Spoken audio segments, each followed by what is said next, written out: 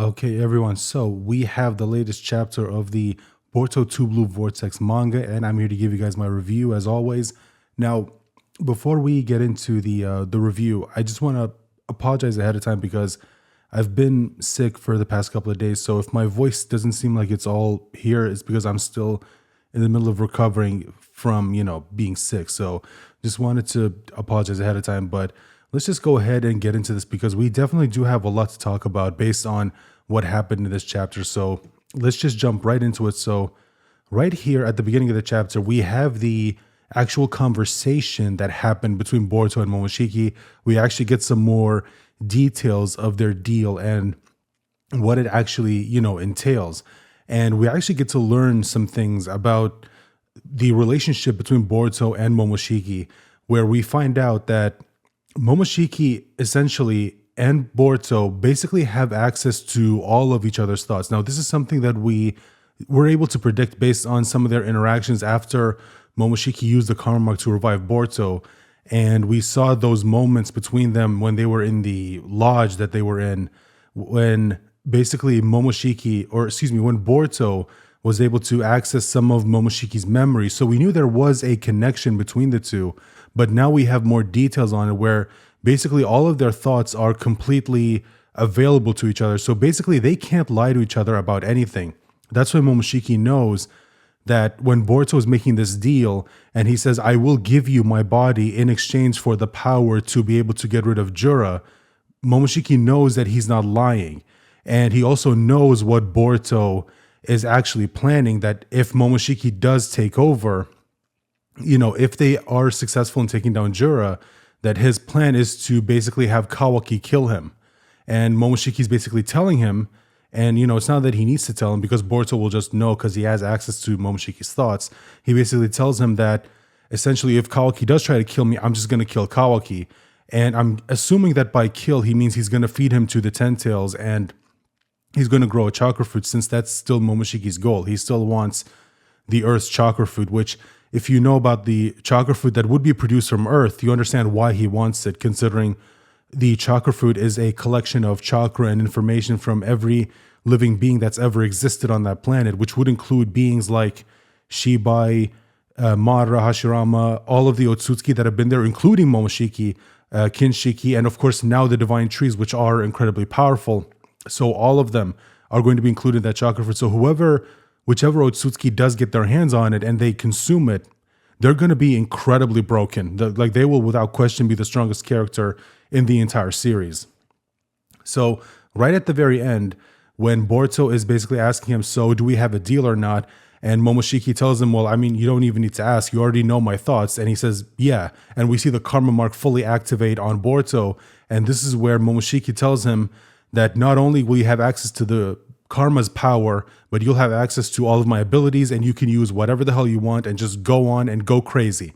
And that's when we cut back to the present where we see the karma mark fully activated on Boruto. So this is the first time he's fully activated the karma in 3 years.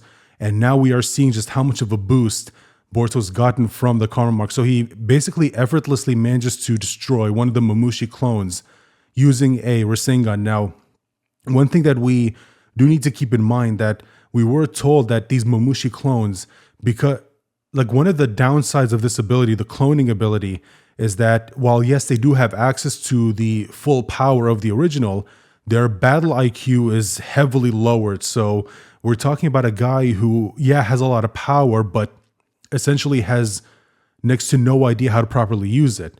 And that's why Boruto and we later on see other characters are able to essentially fight this guy because they're fighting against a guy who has so much power but has next to no idea on how to properly use it. And Boruto manages to destroy one of them, and we see the other clone manages to make more, but Boruto is able to deal with all of them in just one swing of his sword. So Boruto is moving a lot faster, a lot cleaner, a lot swifter than he did before. And this is where he gets a message from Shikamaru telling him that he's got more on his 3.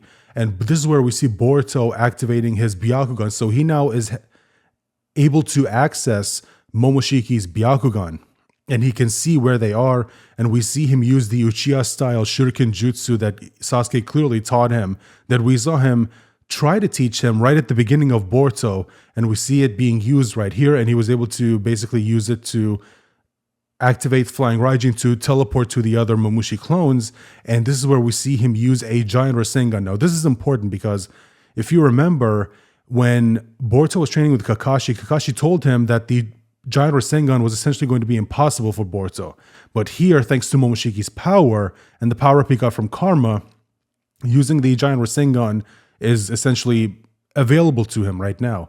And we get confirmation from Inogen that there are more clones being made, and he relays that information to Team 10 and relays that information to Boruto, and that's when we see Boruto on his way over to where the Mamushi clones are. And then we see more of them, and this is where we see Kawaki engage with the Mamushi clones, and here is where we get to see some of the upgrades that he likely got from Amado, and it is very obvious because he is also taking care of the Mamushi clones, no problem. Obviously, his use of Sukune Ikona and Daikokuten are going to be very useful here because he can shrink the chakra rods and is able to quickly stab both the eyes, which, as we were told, is very important because that's how you deal with them permanently. That way they can't make any more clones. And he is just taking care of them left and right using his scientific ninja tool to, change his, the shape of his arm, which we see Mamushi try to use against him, but it's unsuccessful. And this is where we see Kawaki summon the chakra rod staff that we saw him use in his fight against Jura and at the beginning of the Boruto manga all the way back in chapter 1. And he used it to deal with more of the Mamushi clones, and he is just taking care of them like they're nothing. So he definitely got a bit of an upgrade from Amado. But just like what we were told by Kashin Koji, because they are reducing the number of clones, the other clones, their IQ is starting to go back up. So they are starting to regain their intelligence. And this is where we see it in effect because we see the other clones and they're figuring out that the other clones are being destroyed. And they're wondering, wait, how is it that they even know where we are? Because we've erased our chakra signatures. And it's one of the clones says, it doesn't really matter, we'll just make more, and basically grab their attention. So this is their plan here. Make more clones and to grab all of their attention. So they clearly have something planned. And this is when we cut back to the interrogation room and we see Kobu interrogating Mitsuki. And he's asking the right questions, saying that the cuffs that were used on Boruto were examined and we found out that there's nothing wrong with them. And we realized that the impact from your attack would not have basically unlocked it or wouldn't have caused them to malfunction. So basically, the only way for those cuffs to have been unlocked is if someone used the code. And Konohamaru confirms that only 3 people knew what the code was. It was Ibiki, him, and Shikamaru. And if Mitsuki admits that he was complicit, that means it's going to be real quick before he figures out who it actually was, because they're going to figure out that the last person who talked to Mitsuki before he went into the interrogation room was Shikamaru. So Kobu is getting very close to figuring out the truth. So I am curious to see how they're going to essentially maneuver their way out of the situation. And this is where we see a communication between Sai and Shikamaru, where he is telling him that they're being attacked and that Boruto is also here. And we cut back to the streets and we see the Mamushi clones basically doing what they originally planned, which is to engage with the civilians to grab the attention of the shinobi that are attacking him. And Inogen gives the confirmation that they've multiplied again, and now there's 50 of them, which is more than what Kashin Koji said was ideal for them to deal with. And we cut back to the interrogation room, and this is where we see Konohamaru, unfortunately, and I don't really know how I feel about this. I'm honestly not really liking this that much, because Shikamaru tries to cover for Mitsuki by saying that he never actually set the release code for the cuffs, and that basically he's trying to give an explanation for why the cuffs didn't work, and that it wasn't necessary to know the release code nor for them to not work. But that doesn't really make any sense because Boruto wasn't able to use chakra, so we know the cuffs did work. So his excuse doesn't really work, and even Kobu calls him out on it, and he almost sounds disappointed that but that Konohamaru is so bad at lying. And this is what I mean by when I say that I'm not really a big fan of this, because Konohamaru, like, he's got years of experience being a shinobi, and like to me, it just seems like he would have figured out how to deceive, because Shinobi, one of the things that they're supposed to know is how to deceive, and they're able to essentially see through deception. And having Kobu, who is essentially not really a shinobi, be able to figure out how to see through a shinobi's lies so easily with Shikamaru, who's again a Jonin. So yeah, personally, I'm not really a big fan of this. And then Kobu says, okay, enough's enough, just call in Shikamaru, because now it's his turn to essentially be interrogated. And then we cut back to Mamushi, and we see something kind of interesting. So he's standing on a rooftop, and he figures out that there are basically 70 people watching him, but none of them are Ada. And I'm wondering, like, is he figuring this out because he's sensing the chakra of every person that's in the area, or is he seeing through the eyes of the other awakened Shinju? I don't know what this is essentially referencing. But then right before he leaves, Himawari manages to catch him off guard, and he sends 2 clones to attack her, but she is able to dodge them.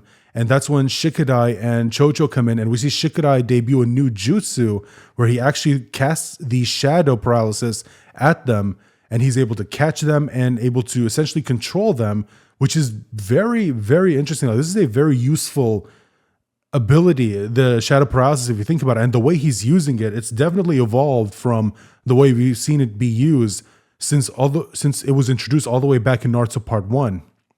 And we see Chocho is able to catch them again off guard by essentially try to destroy them. Now, I don't know if they've been completely destroyed, because remember, they do have to destroy the eyes, and they didn't actually do that. And the very last thing we see in this chapter is Inojin celebrating that, hey, everything's going so well, they're able to take care of the clones. But the very last thing we see is Kashin Koji, and he does not look happy. Like, it looks like he knows something that he hasn't revealed to us yet. So I'm guessing this is a case where it seems like everything is going well, but in reality, it's not actually going well, that something is about to go down. And remember, he saw the future, and he knows that both Himawari and Ada are going to die. So I'm wondering if this is all happening in a way kind of exactly like the future that he saw, and that it's going to lead to something bad unless something changes.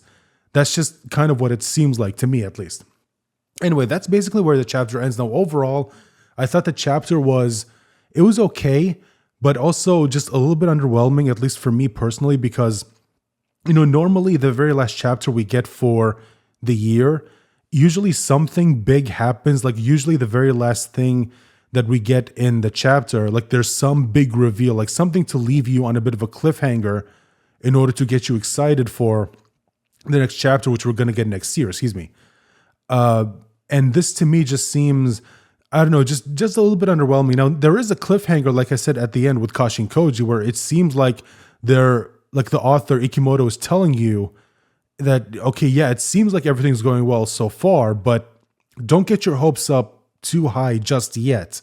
So I don't know. So there is a cliffhanger, but it's just, to me, it feels a little bit underwhelming. For me personally. Obviously, if you disagree with me, that's fine, but let me know in the comment section. And if you enjoyed this chapter, let me know. And thank you so much for watching up until this point. Again, sorry if my voice didn't seem like it was all here. Like I said, I am still in the middle of recovering from, being sick. So I hope I was still able to come through a little bit clearly. And if you enjoyed the video, you know what to do: like, share, subscribe, all that fun stuff. And also, since we are getting closer to the holidays, Merry Christmas, Happy Holidays to all of you guys who celebrate.